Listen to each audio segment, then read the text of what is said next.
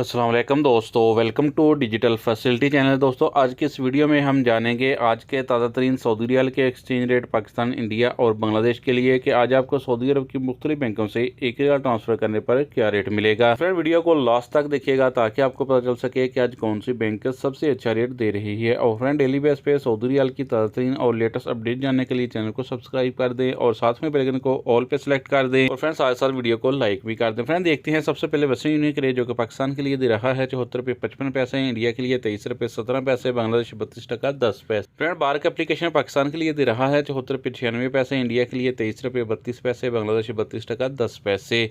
Friend, इंजाज bank Pakistan के लिए दे रहा है 74 रुपये 70 पैसे, इंडिया के लिए 23 रुपये 20 पैसे, बांग्लादेश 32 टका 11 पैसे। फ्रेंड, STC पे पाकिस्तान के लिए दे रहा है 74 रुपये 18 पैसे, इंडिया के लिए 23 रुपये 30 पैसे, बांग्लादेश 32 टका 17 पैसे।